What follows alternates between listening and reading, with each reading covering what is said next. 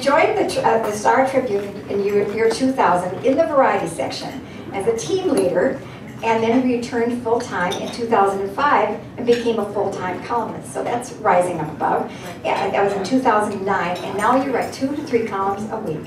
Okay, so how did it all start? Boy, how did it all start? What were you like as a little girl? Oh, as a little girl, how did it really all start? How did it really all start? You know what, honestly, I grew up in Albuquerque, New Mexico, so I'm not from here. So this explains why I'm already in my spring, because I've had it with winter, and I think I'm bringing the season. You have? Look what you did today. We got spring a lot earlier in New Mexico.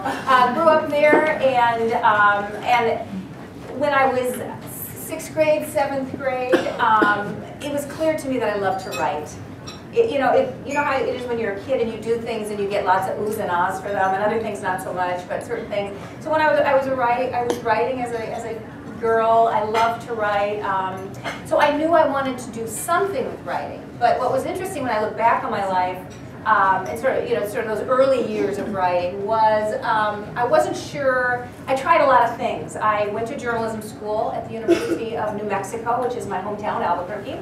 Got my journalism degree, trained with some real masters in journalism. Tried a lot of things. Tried radio, which I love still to this day. Thought maybe I'd be an international correspondent when I was in my 20s. I wanted to live in Europe and do that kind of a thing. So I thought about that as well. But in my early 20s, I landed my very first journalism job, real journalism job, full-time in San Antonio, Texas. And lived in San Antonio for 5 years as a feature writer for the daily newspaper there. And met my then husband, Barry, who was from there. And he was hired by General Mills, which is how we ended up moving up here in 1987. And we moved from Texas to Minnesota in December. But we've fallen in love with the place, been here many, many years, 3 kids later. And my opportunities as a journalist have been phenomenal here. And I did freelance for many years for Minnesota Monthly, as well as other magazines and newspapers. And these were all related. Yeah. Okay, that's good. Yeah. And then came to, as Sue said, came to the Star Tribune in 2000 as an editor, and really just missed writing, and they knew it. And so they pushed me back into writing about 5 years ago, and then I became a columnist about 3 years ago. So it's been a very, very fortunate, wonderful road for me, and I honestly feel really honored in the position I am now at the Star Tribune. It's a great position to be.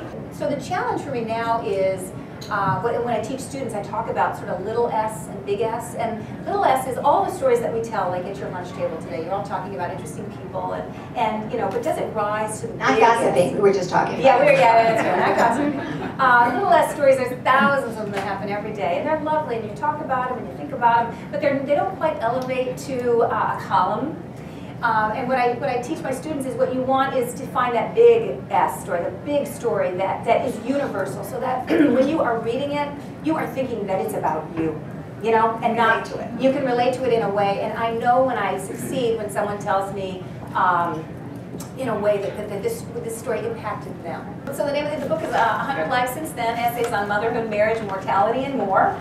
And the book is a compilation of 50 essays. And just a variety of things. 3 new ones, 3 are original to the book. Others that were in Star Tribune, Minnesota Monthly, Minneapolis St. Paul, some very various anthologies and such. But as I said, it was just an opportunity, a really lovely opportunity, and the Star Tribune gave me permission to do it, to sort of put my arms around that life and then send it on its way, and move forward, because so much has changed both personally and professionally for me.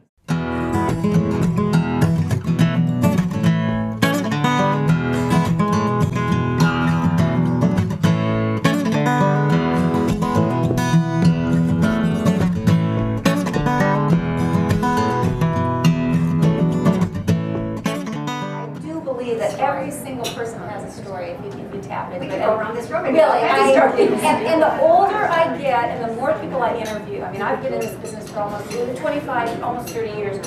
I believe it more now than ever. And I have to say that the most interesting people I write about are those who don't necessarily have means, power, money. The ones who choose to do the right thing because it's the right thing to do.